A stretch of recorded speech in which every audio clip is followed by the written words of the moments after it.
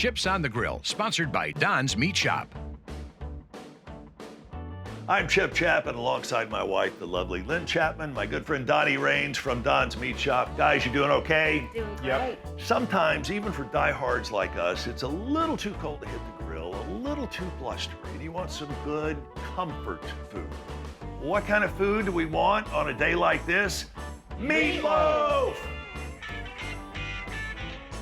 Lynn has one incredible meatloaf recipe. Don's got the incredible meat that goes in the meatloaf. And Donnie, we're not just talking about meatloaf with your conventional ground beef, right?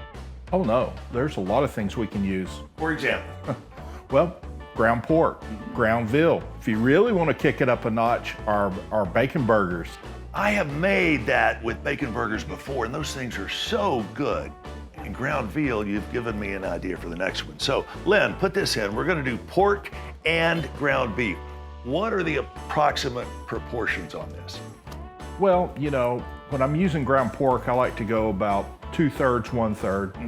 You know, 2/3 beef, 1/3 pork. And there's no law that says you can't even put a little veal on top of the beef and pork mixture or anything else. Absolutely not. You can customize it any way you want. And that's one of the beautiful things about meatloaf. It is so customizable. You and I have cooked a ton of meatloaf over the years, mostly from Don's Meat Shop. What is it that makes the meatloaf so good? Because you got the best I've ever had. Well, like you said, it's customizable, but I have my favorite things that I like to put into it. Which is? Tomatoes. My secret ingredient is pickle relish. Pickle relish. Yeah. All right, Donnie, you ready? I'm ready. Let's do the tomatoes. Donnie's gonna put the tomatoes in. Okay. All right. And one of the things, in addition to the tomatoes, you want to make sure and drain them first. We've used 2 cans here. We've got some chopped onion, and you can use either red onion, Vidalia onions, it doesn't matter. You can use both if you like. And then, what else? Well, we have to put some eggs in it. Oh, let me mess this up since Okay. eggs are so cheap nowadays. Here, you want to do one too? Yes, of course he does. 1 egg in. There you go. Donnie puts the next egg in. Boom, put in egg number 3. All right, now, I know another thing that you have to do in meatloaf is breadcrumbs, and there's so many different kinds. You've got Italian breadcrumbs, plain, you've got Mexican, Japanese, you can use panko, or as we said a moment ago, you can combine all of them together. All right, there's at least one other ingredient, Donnie, that goes into her magical meatloaf, and this is, believe it or not, pickle relish, which doesn't sound all that appealing in and of itself, but wait till it comes out in the meatloaf. All right, how much? Just start scooping and I'll tell you when. Starts 1 scoop. 2. 2. I can go even higher. You want 3? 3. That's good. You 3. sure? All right, Yes, there we that's go. perfect. If you're out of pickle relish, you can always use this, which will give it a little extra zing. Try some chow chow, or you can use a combination of both.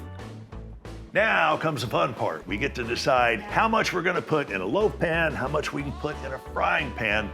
Donnie gets the honors of doing the loaf pan. Mr. Raines, take it away. All right, here we go.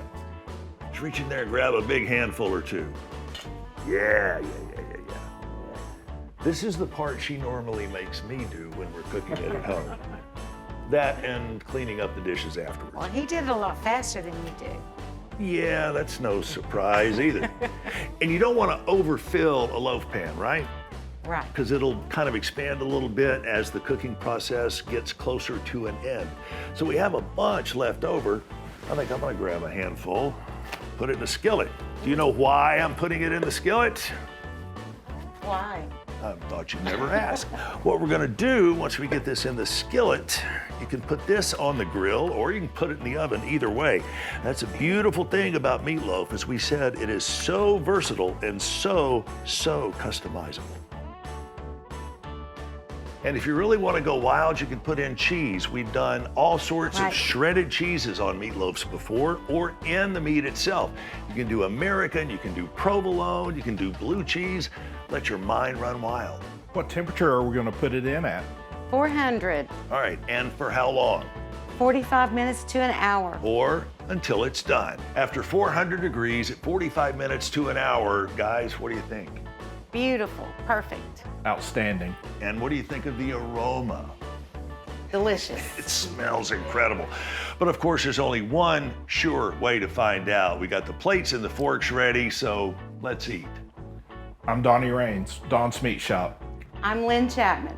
She's with me, and we're with Don's Meat Shop. I'm Chip Chapman. We'll see you next time on Chips on the Grill.